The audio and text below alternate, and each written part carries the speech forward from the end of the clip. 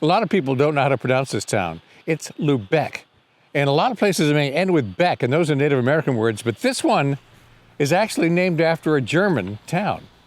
A lot of people don't know why they should come here in winter, but they should. Problem with Acadia National Park is that's where most tourism stops. People miss the real Maine. There are just huge tides here and lots of bays and coves that ducks can duck in. So in winter, there can be a lot of waterfowl here. Quoddy Head State Park, the easternmost point in the United States. Technically, Sail Rock off the point here is the easternmost point of the United States, but that's picky. Usually in winter, you're going to find great cormorants sitting on Sail Rock out there, sometimes some of the closer rocks. So why come here to Quoddy Head State Park? This is a place to look for alcids all year round. Razorbills will come in here, common murres periodically. Black guillemots are always here. Long-tailed ducks are going to be here, and scoters are going to fly back and forth by this place regularly. Black scoters in particular, but white wings can be in here, and surf scoters too.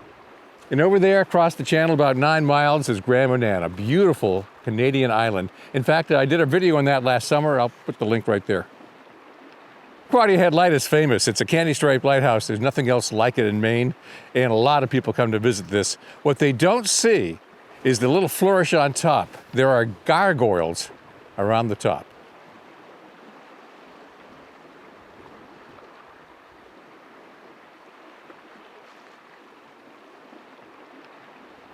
And another good thing about Quoddy Head State Park in winter is that it's right next to the ocean. It tends to lose its snow cover, and there are miles of trails that are walkable even in the dead of winter.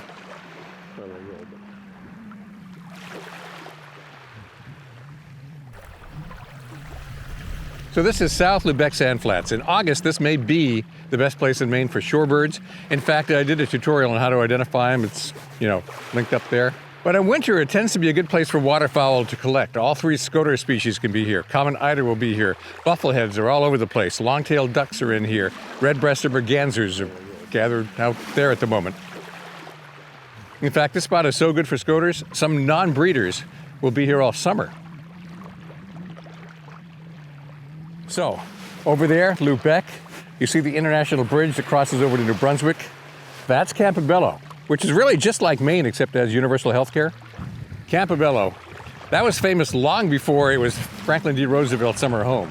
Until the end of the War of 1812, it wasn't even clear whose country it belonged to. But then the Treaty of Ghent, signed in Belgium, established that this side was American, that side was Canadian. Well, at the time, Britain. Truth is, right around here, neither side cared that much. Some of them were intermarried. And besides, the smuggling trade back between the U.S. and Britain in this little channel was so good, nobody wanted to break up that relationship. Oh, wow. It's not even April yet, and the Savannah sparrows are starting to show up. And the song sparrows came in, last night before.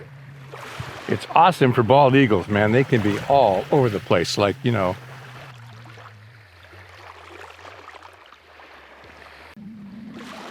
In winter, best advice, get here right around high tide. At low tide, everything you want to see, all the sea ducks, going to be way out there. And even on days like this, with high tide perfect and the wind excellent, they can still be way out there. Oh, and that lighthouse out there, I have no idea what they call the spark plug.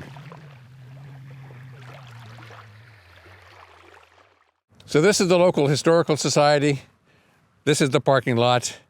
And that is Johnson Cove, but I call it Scoter Hole because no matter what time of year, you can usually find scoters out here. Today, not so much. So here we are downtown Lubec, what there is of it. Small place, but really rather artsy and lively. Most of it closed in winter, of course. What a bunch of lazy gulls. Shouldn't you be out there getting garbage or something? So this is Johnson Bay. The water rushes through here underneath the International Bridge. And because the tide rips through here like that, waterfowl, seals, they can all gather in here. Now, seals in winter will tend to roam the Gulf of Maine, but in summer, in high tide in here or churning tide, it goes nuts. Seals everywhere. And then up the bay, Campobello that side, Eastport, and then more of Canada up the left side, and Head Harbor Passage, one of the biggest tidal areas in the world.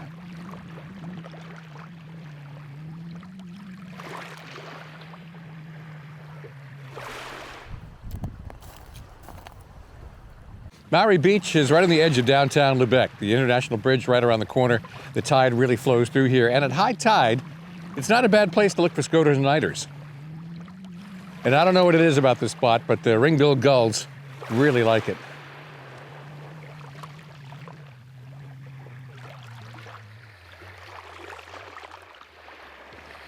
Not very close today. The black scoter is what, about 300 yards off?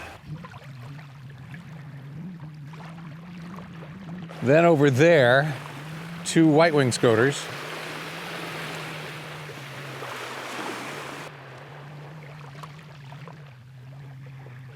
And by the way, in case this isn't clear, this is the US and that's Canada.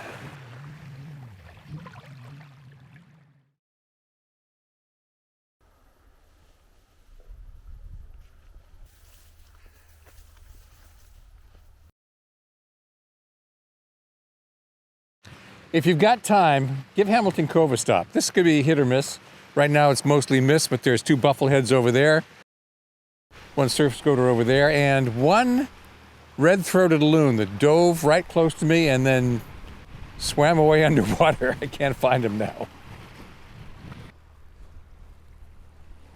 This is so funny. I think the song sparrows did come in last night. They're all over the beach in the seaweed, and they don't care that I'm here. They're hungry. Winter, 1 day, 1 town on the edge of Canada. Hope you had a good time. A like would show it. And to be honest, I don't even know what I'm doing next. But if you subscribe, we'll both find out together.